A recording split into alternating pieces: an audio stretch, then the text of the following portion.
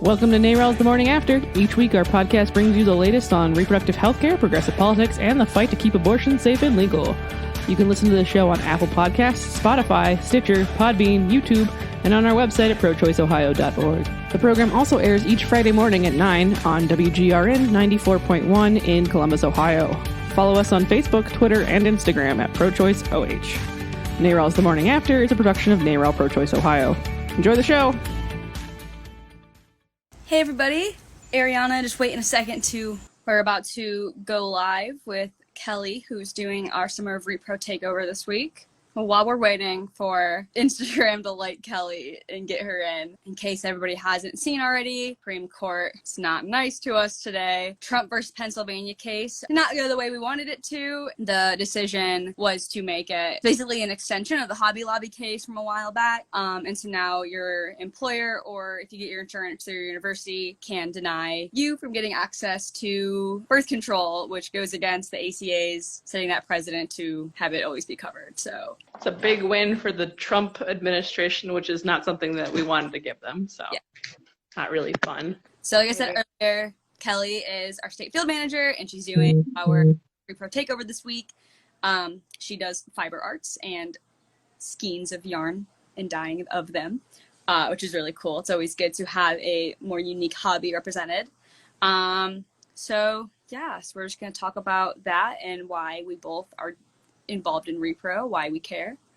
Why are you involved in Repro? Because you're our newest staff member and they don't know you as much as they know me. Yeah. So those that do not know me, because we've done no in-person events yet, since I joined staff, my name's Ariana Ibarra. I'm based in Columbus, and I'm our new Central and Southern Ohio organizer. Started right on April 1st, so it's been a good couple months, even though I've been, in quarantine, as we all are. It's still been great being with such an amazing team that is so passionate about what I'm passionate about, which is reproductive rights and reproductive freedom. Yeah, we've been happy to have you. You've been a good addition to the team so far, I think. So far. I'm awesome. But yeah, so I've been involved in reproductive rights organizing since I was in college. I'm an alum of Ohio University, which is also disappointing us all right now. They're trying to lay off all kind of staff members, especially the Women's and Gender Studies department, which was one of my majors. So everything is bad, but I loved my time in Athens. Great little place. So I did organizing with URGE, Unite for Reproductive and Gender Equity, who's one of our friends here at NARAL. They're a reproductive justice organization. They do a lot of great work in Midwestern, Southern states, youth-led, people of color focused. So if you're not familiar with URGE's work, definitely check them out. They're URGE_org here on Instagram. We also have an URGE Ohio Instagram now, so I think it's URGE_org. So yeah, I think so too. But yeah, they just started that page, so follow that one as well to find out what they're up to in the state. Yeah, they do a lot of cool campaign stuff. I'm not sure what they're focusing on the fall, but they've focused on comprehensive sex ed before, so they're doing cool work. Yeah, and they're nationally, they were also been doing work on decriminalizing sex work, which is super awesome. It's an arena that a lot of repro groups haven't started doing work on, so it's really cool to see them doing that and pushing the conversation in a good progressive direction. Yeah, they did a really cool campaign in Texas on sex work. Yeah, which is awesome. The large state that they are in. Well, they're in California now too, but Texas is so big, it freaks me out. Yeah. Humongous. And I think they have fewer clinics in Texas than we have in Ohio now, so I feel like it's Texas and Ohio just neck and neck for the worst kind of legislation that could be introduced. So they really are. But yeah, at least in Ohio, we have 8 clinics now. We, closing of Founders, which is a clinic in Columbus, has just been announced. So we're down from 9 to 8. There's still 2 other ones in Columbus, though. We have Your Choice Clinic, and then the Planned Parenthood on the east side performs abortions as well. So if you're over here, that's where you can turn to. Cool. So yeah, I guess I am involved in REPRO because it affects me personally, like as a cis woman. And I've just always been very intrigued by sex ed and, our government's sick desire to control our bodies and what we can do with them. Do not vibe with that at all. Very much not into people touching my body, doing things with my body that I don't want them to do. So yeah, like I'm involved in REPRO because like I just don't want people involved in my personal decisions with my health and my body. Like I said earlier today, like the horrible birth control decision, I'm lucky enough to obviously work for an organization that's always going to advocate for us. We even have abortion coverage in our healthcare, which is really hard to find. A lot of insurance companies don't cover abortion. So, I would actually say that most companies don't cover abortion because it can't be covered by, if you work for the government, abortion can't be covered. If you have public insurance, like through Medicare or Medicaid, that can't cover abortion in most states. Yeah, and so, like on a reservation and like get the health care. I think that's different than Medicaid, what they have, but I think, but yeah, because of the Hyde Amendment, no federal funding can go towards abortion. So boo to Mr. Hyde, an act that was passed just 3 years after Roe. So they've, been pushing us down as soon as that decision was made. It's been, almost 5 decades since Roe has been in place, which sucks. And I also always think the 70s are closer than they are, but think about it this way. Roe is younger than most of our parents. Yeah. So. My mom was 6 when Roe passed. So yeah, it's like basically always been around for this generation, like for millennials and a lot of Gen X folks. So bad.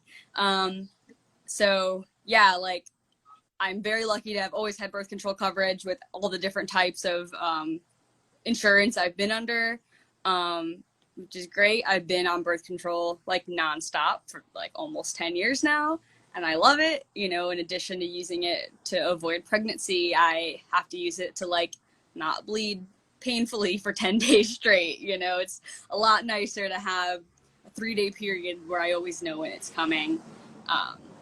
Being able to skip it if need be. I've had a few camping trips where I was just like, nope, not dealing with that this weekend. I think I have tried almost every single kind of birth control because I started the pill when I was in high school when I was 17. In college, I didn't want to take a pill every day, so I decided to try the patch, which didn't work for me because it gave me migraines. The patch is fine now, too. Yeah, I don't think it's used as much. It's not used as much. And then I tried Depo-Provera for like the shot for a couple months, and that I just gained a lot of weight on it, which was fine. And then I was like, maybe I should not try hormones for a minute. So I had the copper IUD for like 3 years, and then I took it out and got pregnant because that's the nice thing about birth control is you can stop it when you decide you want to start a family. And now I have a Mirena. So I tried fertility. I think a lot of people think it takes a while for your body to like bounce back from birth control, which like isn't true, which is why even if you miss a few days of the pill, you can get pregnant. I have a friend that was born that way. Her mom missed like 2 days and then 9 months later, baby. But yeah, like 3 different forms of the pill. That's what I started with. Lucky I wasn't one of those people that got pregnant while I was on it because, 16-year-olds are bad at doing things every day and keeping track of stuff. And then NuvaRing throughout college. That's what I use now. Love the NuvaRing. Because I'm somebody who likes having a period every month, even though you don't need to have one. Like if you're on a longer term birth control, I have weird health things where I feel like if I don't bleed every month, it's just stuck inside of me, even though that's not true. Like I need to get it out. But yeah, I tried the copper IUD as well for about a year, and without the hormones, my horrible periods came back. I gained weight, which again isn't a bad thing. Personally, I have body image issues where it just didn't vibe well with my mental health, unfortunately. We all have that internalized fat phobia. Love to live in a society that ingrains all these horrible things in you since birth. But yeah, horrible periods came back, so I switched back to the NuvaRing. And if anyone's interested in getting an IUD of any kind, there's 3 main types you can get now. Marina, which is in for 5 years, Skyla, which is for 3, and it's tinier than Marina, and then the copper IUD. There's also Loletta, which I think is even smaller than the Skyla. So there's quite a few different options as far as like hormonal IUDs, and a lot of it comes down to like the Mirena is probably easier if you have had children, but if you're nulliparous, which means you've never had children, then I would probably go with one of the smaller ones, because people need painkillers for getting an IUD. It sucks. I'm not gonna lie about it. It really does suck. Like the copper IUD is the biggest one, and being copper is like not bendy because all the other ones are made out of like plastic. And so yeah, not thick in copper. So being somebody who like hasn't given birth, getting the copper IUD put in was like one of the most painful experiences I've ever had. Like, because it goes up through your cervix. It's like reverse birth basically, but obviously way tinier. But yeah, suck. Not bad for everybody. I know some people who have had an IUD inserted and it was just like nothing to them.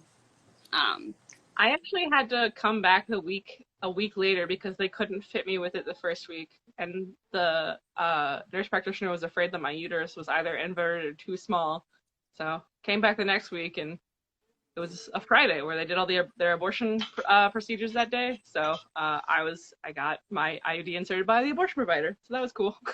That's what happened to me with the Marina, and then I just was afraid of it because like same thing. The nurse practitioner was just like, I don't know what's up with your uterus, but it's just not and so I just like waited a few years and then got the copper.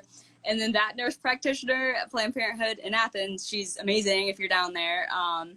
She is so experienced. Like all these college kids come in and get IUDs all the time. Like she said she was doing one like almost every day after the Trump presidency. But yeah, same thing for that. Like when she was inserting it, she was like, oh, I see why they had an issue last time. It's like a little maze getting this up in your uterus. And I was just like, it does not sound good. Oh, cool. What a totally normal thing to learn about my body in my 20s. Right, yeah. Yeah, so I'm due for a pap smear. Maybe I'll ask them if I can like look at it, because I know like what's up. Even though I'm like not a doctor, I wouldn't really be able to tell. But I think everybody should look at their cervix once in their life. It's a weird sensation. Yeah, one of my friends, Clara, a DOC member, you don't know about our digital organizing council. It's a great You're missing out. Have.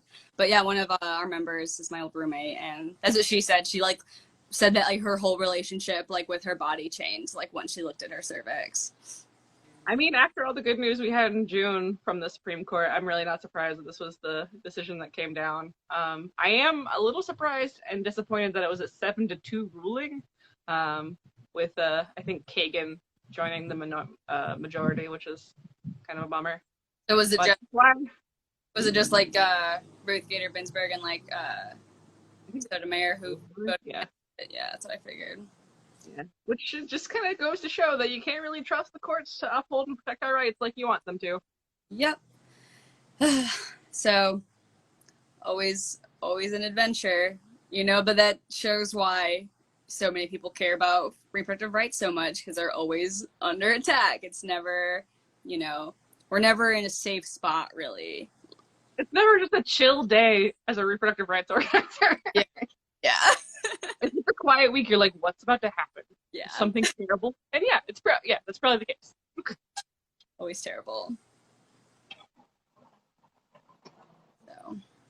Very loud on the street. I'm sorry. Yeah. Yeah, like 4 trucks have gone by. I don't know why. Sorry for the background noise. That's the problem with being human and being at home, because we're all at home, or should be. To the best of our ability, unless you are an essential worker, in which case I am sorry you're having to go through the nonsense that the state is making you. Yes.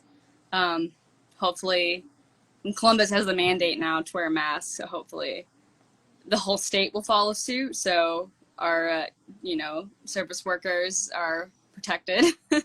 Right. I don't know. I mean, I hope that all the large county with the largest amount of cases are covered by the mandates right now, but then you have people like Rep. Nina Vitale, who's like, stop getting tested, don't wear a mask, masks are tyranny.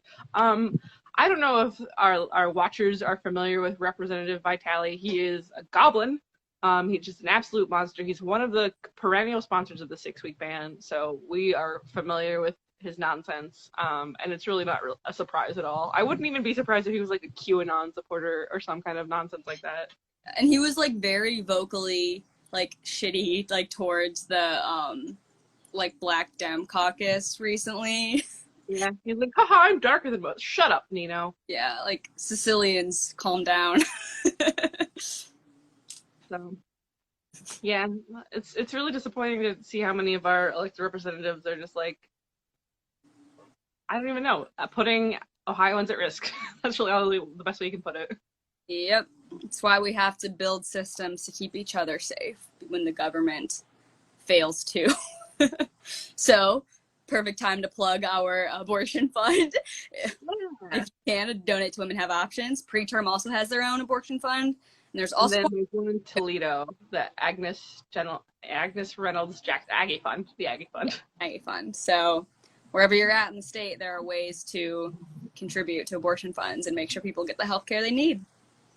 So I've been involved with REPRO since I moved to Ohio, basically. I'm from South Carolina, which I know this sounds weird, but like Ohio is a purple state that looks like a red state. South Carolina is a red state. And when I say red state, I mean red state. Like there is no chance in hell that my vote is ever going to matter in South Carolina. I can vote for whatever the hell I want.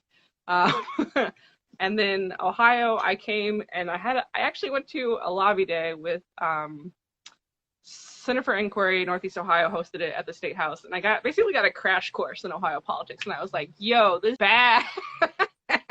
And like the way that Ohio legislature is set up is way different than a lot of states, in that it's a full-time year-round 2-year session. So legislators are full-time legislators. That's what their job is. They get paid a nice salary. South Carolina's legislature is part-time. They go from January to May, and they're not in session for the rest of the year. So they don't have the time that Ohio legislature does to pass these ridiculous ass bills because they're like, all right, bye. But it also makes it really difficult for anyone who isn't a rich white man to get into the legislature because they get like a stipend for like $25 a day to come to the Statehouse and do their job, which you can't live off of a stipend. But you also can't really have like a full-time job and also be gone for half the year. So it's all like lawyers who are partners, people who are independently wealthy.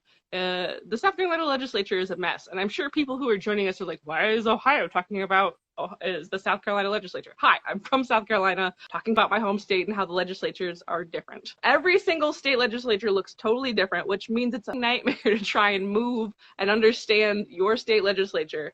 I think Texas is part-time. There's not a lot of full-time legislatures out there. Texas is also part-time. And then what's funny is like somebody told me about NARAL Maryland going to protest against anti-choice bills that are introduced but never go anywhere in Maryland. So they just like do them all at once, and they like, we don't like this bill, we don't like this bill. We don't have that opportunity here, except for that like one day last year where we had 5 different bills that were all terrible.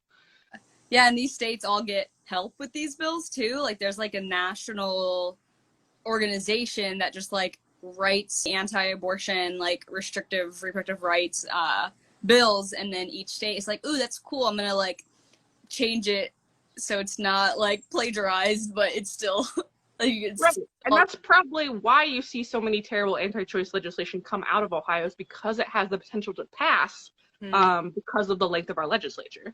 So it sets a precedent for all these other states of being like, oh, well, they did it, and we love what they did. Like, let's bring that here.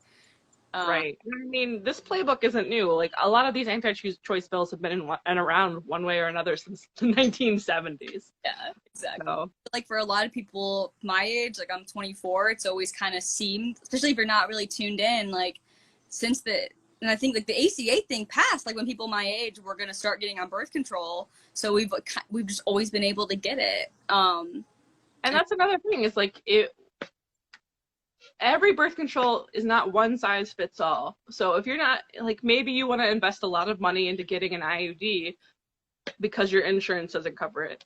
And then you find out that it doesn't work for you. So you have this $800 piece of metal or plastic that's inside your uterus Are you going to tough it out and like be miserable for 3-5 years? Right. Or are you going to take it out and have wasted $800? That's why the mandate is so important, is because it's really expensive to try out different birth controls to find one that works well for you. Yeah, especially if like when I had that failed IUD insertion, you know, it was completely free for me. But when I got the bill, I was technically, like, my insurance was charged for IUD failed insertion. So like if I hadn't have had health insurance, I would have still had to pay over $400 for something I didn't even end up getting. Right. So,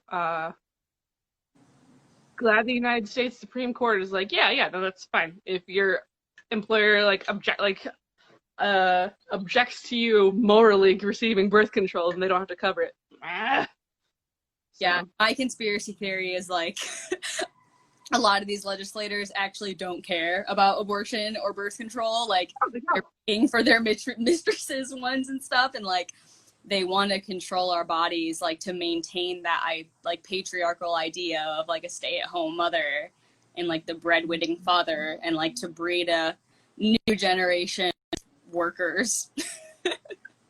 And I mean, part of it's they want a new generation of workers. Part of it, there's not enough white babies out there, so they're trying to create, like, they're just trying to control people's bodies. Most of the Republicans in the Ohio State Legislature do not give a damn about abortion. They don't care if it's legal or not. What they care about is it used as a bargaining chip for their constituents. They care about using it as a fundraising tool. And they just like making everybody's lives harder so they can hold on to power. Yep. Nothing like the oppression of women and queer people. Love this. Normal. But yeah, like almost every person with the uterus of reproductive age is on birth control. It's like over 60% are currently on birth control, and like 98% will use it in some form in life. Because like things like getting your tubes tied counts as a lot of people choose to do that when they're like done having kids. My mom got hers done the day after I was born because she was like, that was enough. That was her first, not natural, but like vaginal birth. She was like, I hated that. Never again. My mom also said that my mom's been pregnant twice, like birthed twice. She said like both times it felt like there was an alien in her stomach, and she like was one of those people who like did not think pregnancy was beautiful and like hated it but wanted us to be born. So yeah, no, I did not enjoy being pregnant. I definitely went into being pregnant with my son with like the assumption that I would find it beautiful and romantic, and I did not feel that way when I was actually pregnant. right. I threw up the first time at 6 weeks, and the last time when I was in labor. But before that, at 37 weeks from heartburn. I had migraines. I had heartburn that I could never poop. Being pregnant sucks. You think the fetus would like push it out? You would think. Crushed. Yeah. And it's funny that there's a lot of like mythology and like feelings about pregnancy, probably societally pushed. Yeah. But like I honestly did not feel anything towards my son until he was out of my body. I was so afraid that I was gonna hate him. Good news, I didn't, because they crammed me full of oxytocin when I had a C-section. So I was just like, oh, my baby, I love him, as soon as he was born. Yeah, I think the only thing that's, because like I hope to like be pregnant at some point in the next couple of years, and like the only thing that's gonna get me through it is like knowing my partner will, like, I just want to be treated like a baby the whole time. And so, like, I'm just going to make him do that. Oh, yeah. No, I am so glad that the person who got me pregnant is the person who I am still with, because, like, any other person I have dated, I would have murdered. Yeah, my mom, for both of us, me and my sister, like, had to rely on, like, her mom for support. So, like, thankfully we still had, like, you know, family members to help out. But, like, I couldn't imagine like being pissed at a man while also raising a baby. Yeah. God bless single mothers. They've got a lot going. A lot happening. Yeah. Yeah. So. Yeah, it's like another like area of repro that I think is overlooked because we have to focus so heavily on abortion access is like needing more support for pregnant people and for parents. There's very little support, like like there's the WIC program and things like that, but like they suck, and there's like a lot of red tape over WIC. Like there's something weird with it where like if you buy frozen vegetables, it has to be like just a bag of broccoli or like just a bag of corn. Like if you try to buy like a mixture bag, it's not covered. Weird. And like, I did not know that. Yeah, and like only certain types of like loaves of bread are covered, and like you can't get vitamins with it either. And same thing with food stamps. You can't buy vitamins, but you can get junk food. So, it's like a form of like it's like a way that poor health is a policy decision, like poverty is a policy decision. Like these things could be changed. Right. And I mean, we still don't have universal childcare in the United States. So. Yeah. Someone just commented universal daycare. Yeah, exactly. Like again, like if my grandma and like other family members weren't there to support my mom, I don't know what we would have done because she couldn't afford daycare. Like my mom was working part-time when I was born because she was going back to school. So like if she couldn't like live with my grandpa for free, she wouldn't have been able to get a salary job, like, to support her children. Like, right. Yeah, no, the first year of my son's life, I definitely overdrafted like once or twice paying for childcare. Right. It's just so prohibitively expensive. And Ohio has childcare deserts that like aren't even really being addressed. And I mean, we did a whole webinar on this earlier this month. Nope, just kidding. Last month. You can check it on the NARAL Pro-Choice Ohio Facebook page under our videos. It was with Representative Weinstein and Russo talking about childcare in Ohio. It's part of our parenting during our pandemic series because it's hard and routines have been disrupted for all parents. I mean, for all people, but like, Yeah, I remember before I had this position, I did like a little math exercise to see how much it would be for me to get like if I still had a 9 to 5, like to get full-time childcare for a baby, and it would have been my entire salary. Would have just gone to childcare. Yeah, and my partner, like if he had to support me and a baby, it would be incredibly tough. I mean, this is honestly just another way that the United States attempts to keep people in their like women, I guess specifically, in their homes. Because I mean, for a lot of people, especially folks who are working a minimum wage and lower income folks, the cost of having 2 children in daycare is more than your salary. So it just makes sense to stay home, at least financially. So this is just another way to keep people down. Mm-hmm. Yep. Yeah, and I would hate to be around a baby nonstop and also take care of a home and myself, like, because you'd be putting in more hours than if you just worked. Like, in like certain ways, like babies are hard. There's a reason why people say it takes community, because it does. It does. It absolutely does take a village to raise a child. Well, alrighty. I think we're done here. Thanks for tuning in. See you later.